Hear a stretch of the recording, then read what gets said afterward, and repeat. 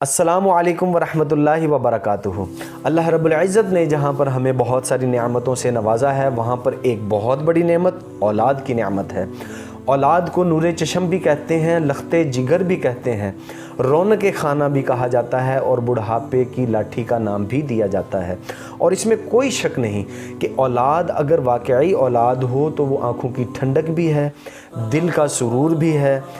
جگر کا ٹکڑا بھی ہے، اور اس کے وجود سے گھر کی ویرانیاں ختم ہوتی ہیں، اور اس کی جوانی بڑھاپے میں والدین کی لاٹھی بھی ہوتی ہے۔ اور کبھی کبھار تو ایسا ہوتا ہے کہ وہ اولاد جس سے والدین نے بہت ساری امیدیں وابستہ کی ہوتی ہیں، ان کی زندگی اجیرن بنا دیتی ہے، ان کے دن کا چین، رات کی نیند حرام ہو جاتی ہے، اور بعض اوقات تو والدین تنگ آ کر یہ کہتے ہیں کہ کاش تو نے جنم ہی نہ لیا ہوتا، اور بعض اوقات تو والدین بد دعائیں دیتے ہیں کہ اللہ تعالیٰ کی تجھ پر لعنت اور پھٹکار ہو کہ تو پیدا ہوا، بہت منحوس دن تھا جس دن تو پیدا ہوا۔ تو یہ بد دعائیں دینے سے پہلے والدین نے کبھی یہ سوچنے کی زحمت گوارا کی ہے کہ ان کی تربیت میں کوئی کمی تو نہیں رہ گئی؟ کیا تعلیم و تربیت کے وہ تمام مواقع اس بچے کو یا اس بچی کو میسر آئے؟ ہوتا یہ تھا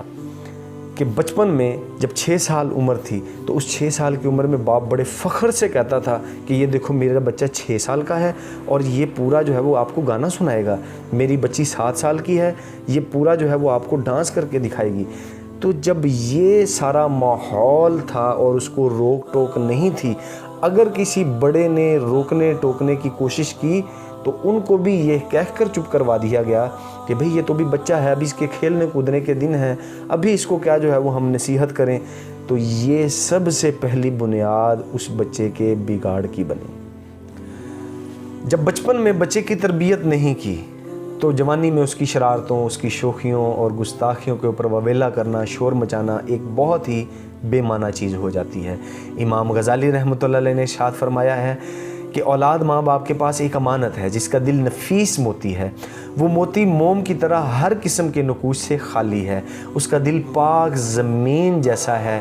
جو کچھ اس میں بویا جائے گا وہی کاٹا جائے گا۔ اگر نیکی کا بیج بویا تو دارین میں وہ لڑکا سعادتوں کا حامل ہوگا، اور اس کے ثواب میں والدین ہی نہیں بلکہ اس کے اساتذہ بھی شریک ہوں گے، اور اگر نیکی کا بیج نہیں بویا تو وہ بدبخت ہوگا اور اس کے گناہ میں اس کے والدین اس کے شریک ہوں گے۔ جو بچہ صحیح تربیت سے محروم رہتا ہے حقیقتاً وہ یتیم ہوتا ہے۔ یتیم صرف وہ نہیں جس کے والد کا انتقال ہو جائے، بلکہ یتیم وہ بھی ہے جو کسی درد مند مربی کی تربیت سے محروم رہے۔ اور ایسے بچے اگر بڑے ہو کر چوری ڈکیتی یا اس طرح کے جرائم کا ارتکاب کرتے ہیں تو والدین ان تمام جرائم میں اس کے شریک ہوں گے اگر انہوں نے بچپن میں اس کی صحیح تعلیم و تربیت پہ اوپر توجہ نہ دی ہو، یا پھر اس کو اسلامی اخلاق نہ سکھائے ہوں۔ ایک بڑا مشہور واقعہ ہے کہ ایک نوجوان کو قتل کے جرم میں گرفتار کیا گیا، جج نے اس کو پھانسی کا حکم سنایا، اس نے خواہش کی کہ جب میرے گلے میں پھانسی کا پھندا ڈالا جائے تو اس سے پہلے میں اپنی والدہ سے ملاقات کرنا چاہتا ہوں۔ تو اس کی والدہ کو بلوایا گیا تو اس نے کہا کہ میں ان کے کان میں کچھ کہنا چاہتا ہوں۔ جب اس کی والدہ نے اپنا کان اس کے منہ کے قریب کیا تو اس نے دانتوں سے اپنی والدہ کا کان نوچ ڈالا۔ تو جج نے اس کو بڑا برا بھلا کہا کہ بہت ہی گھنونی تم نے حرکت کی، تمہیں ذرا بھی شرم نہیں آئی کہ تم اپنی والدہ کو اذیت دے رہے ہو۔ تو اس نوجوان نے کہا کہ فی الوقت میرے پاس جو وقت ہے اس وقت میں اس کو یہی سزا دے سکتا تھا، میرا دل تو اگر میرے پاس وقت ہوتا تو میرا دل تھا کہ میں اس سے بڑی سزا دوں، کیونکہ یہ وہ عورت ہے جس نے مجھے جن تو لیا لیکن میری تعلیم و تربیت کی طرف توجہ نہ دی۔ جب میں لڑتا جھگڑتا تھا تو یہ مجھے شاباش دیتی تھی، جب میں چھوٹے چھوٹے جرائم کرتا تھا تو یہ مجھے منع نہیں کرتی تھی۔ اگر اس نے مجھے وقت پر منع کیا ہوتا تو آج مجھ سے یہ اتنا بڑا ناحق قتل نہ ہوتا۔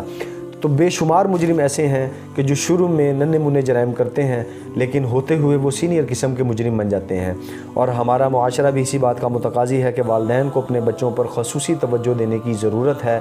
تاکہ یہ بچے مستقبل میں ہمارے معاشرے کا ایک صحت مند فرد بن کر ثابت ہوں۔ اور اسی کے لیے ابتہاج انسٹیٹیوٹ کی جانب سے تعلیم و تربیت کی ایک نئی سیریز شروع کی گئی ہے۔ ہمارے چینل کو سبسکرائب کریں اور ہمارے ساتھ رہیں، انشاءاللہ بہت فائدہ ہوگا۔ جزاکم اللہ احسن الجزاء۔ السلام علیکم ورحمۃ اللہ وبرکاتہ۔